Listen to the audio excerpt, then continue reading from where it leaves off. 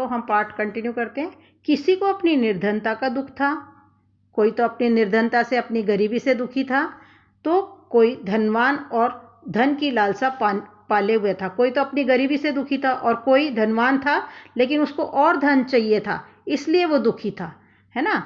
किसी को दुख था कि उसकी पत्नी का निधन हो गया है, कोई दुखी था कि उसकी पत्नी मर चुकी है, और तो किसी को शिकायत थी कि उसकी पत्नी जीवित क्यों है, और किसी को शिकायत ये थी कि उसकी पत्नी जिंदा क्यों है। जीवित मतलब जिंदा क्यों है, निधन मतलब मृत्यु हो चुकी हो जिसकी। किसी को संतान न होने का दुख था, तो कोई संतान से दुखी था। बच्चों, किसी को संतान यानी बेटा बेटी उनके नहीं थे इसलिए दुखी थे, और कोई अपने बेटे बेटी से दुखी था यानी परेशान था। वस्तुतः सब जन दुखी थे। वास्तव में इस राज्य में सभी जन मतलब इंसान, सभी लोग, जन मतलब लोग, इंसान, सभी लोग दुखी थे। कहते भी हैं नानक दुखिया सब संसार। नानक जी कहते हैं कि इस संसार में सभी लोग दुखी हैं। तभी सैनिकों को गांव के द्वार पर एक भिखारी मदमस्त लेटा हुआ दिखाई पड़ा, जो अपनी मस्ती में सीटी बजा बजा कर हंस हंस कर गाना गाता हुआ लोटपोट हुआ जाता था। वह अधिक प्रसन्नचित जान पड़ता था। देखो, इस तरह राज्य में सभी लोग दुखी थे, लेकिन सैनिकों को गांव के द्वार पर यानी गांव के दरवाजे पर, द्वार मतलब दरवाजा जहां से गांव शुरू होता है, दरवाजे पर एक भिखारी जो भीख मांगने वाला होता है मदमस्त लेटा हुआ यानी बहुत प्रसन्नचित मुद्रा में, उसे किसी बात की चिंता नहीं थी, लेटा हुआ दिखाई पड़ा, जो अपनी मस्ती में सीटी बजा बजा कर हंस हंस कर गाना गाता हुआ लोटपोट हुआ जाता था।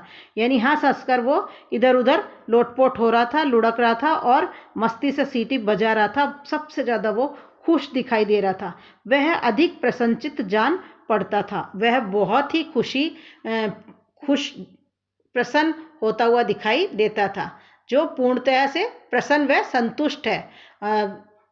तभी सैनिक उसके पास रुके। तभी सैनिक उसके पास रुके मतलब खड़े हुए और उसका अभिवादन करते हुए कहा, ईश्वर आपका भला करे, आप काफी प्रसन्न दिखाई देते हैं। यानी उसको अभिवादन करते हुए उसको कहा उन्होंने कि आप बहुत खुश दिखाई देते हैं, ईश्वर आपका भला करे। लेकिन उसके पास तो कुछ भी नहीं था। जो भिखारी था, भिखारी के पास बच्चों क्या होता है, कुछ नहीं होता है, पैसे नहीं होते, अच्छे कपड़े नहीं होते हैं ना, लेकिन तो भी वो खुश था क्योंकि वो संतोषी व्यक्ति था।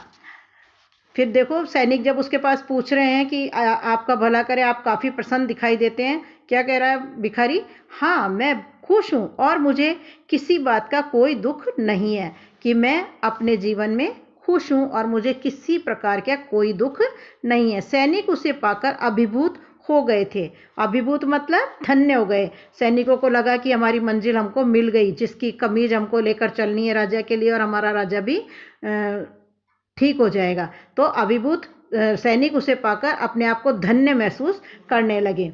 उन्होंने उसे कहा कि यदि एक रात के लिए अपनी कमीज उधार दे दे तो वे उसे 100 स्वर्ण मुद्राएं दे देंगे। सैनिकों ने भिखारी से कहा कि एक रात के लिए अगर वो अपनी कमीज उधार दे देता है, राजा को पहनने के लिए चाहिए थी ना, तो वो उधार दे देता है तो उसे 100 यानी 100 स्वर्ण मुद्राएं, सोने के सिक्के दे देंगे। यह सुनकर उनको सोने की 100 मुद्राएं, सोने के 100 सिक्के उसे वो बदले में देंगे, ऐसा सैनिकों ने भिखारी से कहा।